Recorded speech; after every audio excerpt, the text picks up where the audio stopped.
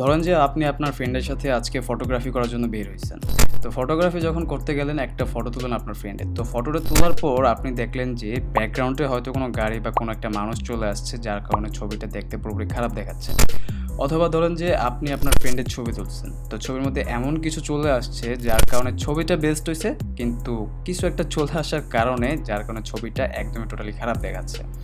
তো এই সমস্যার কারণে কিন্তু আমাদের অনেক ফটোশ্যুটগুলো নষ্ট হয়ে যায়, বা যে বেস্ট ছবি আমরাগুলো তুলি, এইসব সমস্যার কারণে কিন্তু সেই ছবিগুলো একদম নষ্ট হয়ে যায়।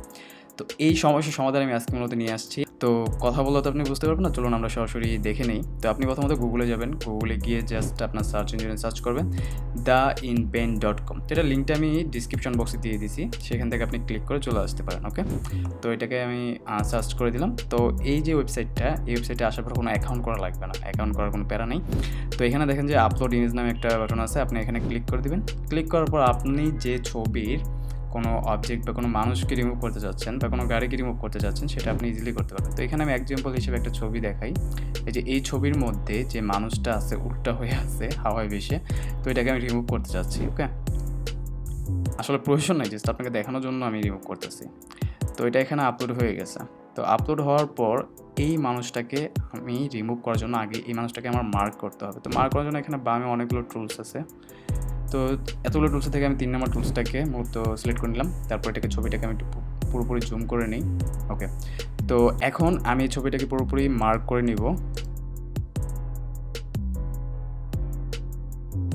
ওকে, তো আমার এই মানুষটাকে মার্ক করা শেষ। এখন হচ্ছে আমি এটা পুরোপুরিভাবে রিমুভ করব। ওকে, তো এখানে রিমুভ করার জন্য উপরে একটা গ্রিন বাটন আছে, আপনি এখানে ক্লিক করে দিবেন। ক্লিক করার পর একটু লোড নেবে, বেশিক্ষণ লাগবে না। তো এখানে দেখেন যে মানুষটা একটু আগে এখানে ছিল, এটা কিন্তু পুরোপুরিভাবে গায়েব হয়ে গেছে। তো এইভাবে হচ্ছে আপনার যে ছবিটা বেস্ট একটা ছবি তুলছেন, কিন্তু ছবির মধ্যে কোনো একটা অবজেক্ট আসার কারণে আপনার ওই ছবিটা দেখতে খারাপ দেখাচ্ছে, তাই না? তো এটাকে আপনি ইজিলি এখান থেকে রিমুভ করতে পারবেন। তো এক্সাম্পল হিসাবে ধরেন যে আপনি একটা ছবি তুলছেন, ফটোগ্রাফি করছেন, সেই ফটোর মধ্যে ব্যাকগ্রাউন্ডে কোনো গাড়ি, কোনো রিক্সা, এইসব কিছু একটা চলে আসছে। তো সেটাকে রিমুভ করার জন্য আপনি কী করবেন? তো এক্সাম্পল আমি আপনাকে একটা ছবি আপলোড করেই দেখাই। যেমন এখানে একটা বাইক আছে, আমি বাইকটাকে সিলেক্ট করে নিলাম। এটা আমি আগে আপলোড করে দেখছিলাম। তো এটাকেও আমি মার্ক করে নিব এখান থেকে।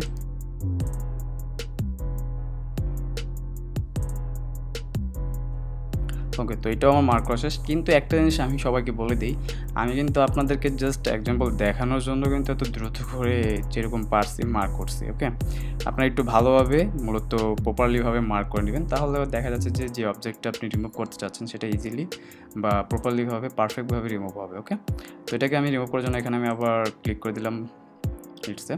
তো ক্লিক করার পর দেখি একটু লোড হচ্ছে। ওকে, তো এখানে দেখেন, এখানে যে একটা বাইক ছিল কিছুক্ষণ আগে, এটা কিন্তু একদমই বোঝা যাচ্ছে না।